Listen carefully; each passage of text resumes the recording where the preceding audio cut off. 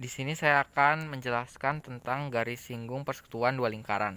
Nah, di garis singgung persekutuan dua lingkaran ini, yang pertama ini ada garis singgung persekutuan dalam lingkaran.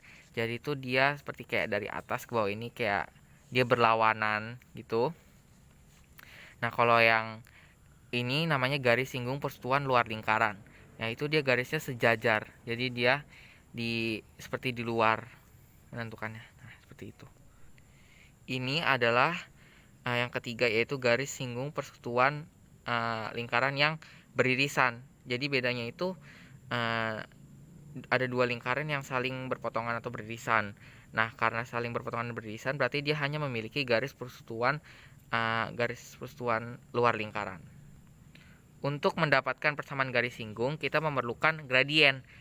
Nah, ini tuh rumusnya itu YE min YP sama dengan M XE min XP plus minus RP akar 1 tambah M kuadrat. Cari XE dan YE, kita tuh punya rumusnya. Nah, ini rumusnya XE itu RQ XP plus RP XQ per RP plus RQ, dan kalau YE-nya itu RQ YP plus RP YQ per RP plus RQ. Nah, ini untuk persekutuan garisnya itu persekutuan yang di dalam. Nah, untuk yang persekutuan luar itu beda lagi. Rumus itu XE-nya itu RP per RP XQ min RQ XP per RP min RQ, dan kalau untuk Y-nya itu RP YQ min RQ YP per RP min RQ. Ini untuk persekutuan luar.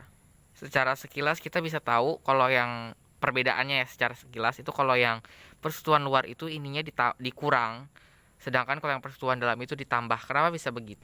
Nah, ini untuk yang persekutuan dalam, ini garis singgungnya, dan ini proyeksi garisnya. Kenapa kita perlu pakai ini? Karena supaya kita tahu, ini kan kalau pakai ini kan kita udah tahu satu koordinatnya itu koordinat titik pusat lingkaran ini. Nah, kalau kita misalkan kita lihat ini garis proyeksi, ini garis singgungnya di bagian sini tuh seperti ini ditambah dengan ini kan. Sedangkan kalau yang garis singgung persekutuan luar, ini garis proyeksinya, ini dari sini kita bisa lihat ini seperti ini dikurang dengan ini, maka dari itu yang ini ditambah, dan kalau yang luar itu dikurang. Nah, di sini saya akan menjelaskan secara garis besar salah satu contoh yang beririsan di 5.11. Penyelesaian dari soal tadi itu, pertama kita harus menentukan panjang AB. Nah, AB itu apa sih? AB itu adalah panjang dari titik pusat lingkaran pertama ke lingkaran yang kedua, begitu. Lalu kita juga harus menentukan CD. Nah, CD ini apa sih?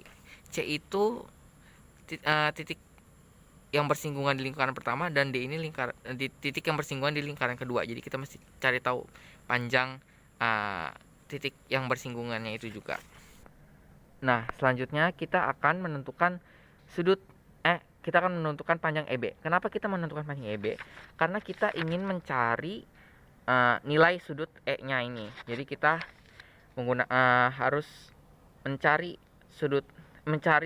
panjang EB menggunakan kesebangunan. Nah, kenapa kesebangunan yang beririsan ini? Kita tidak bisa pakai XE dan YE.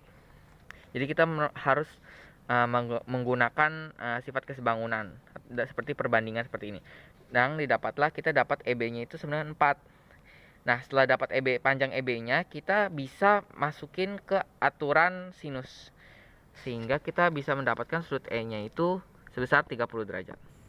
Kenapa kita perlu mencari sudut E? Agar kita bisa mencari sudut G. Nah, kenapa kita juga harus mencari sudut G? Agar kita tuh bisa dapat yang namanya sudut dari garis singgungnya, yaitu 120 derajat.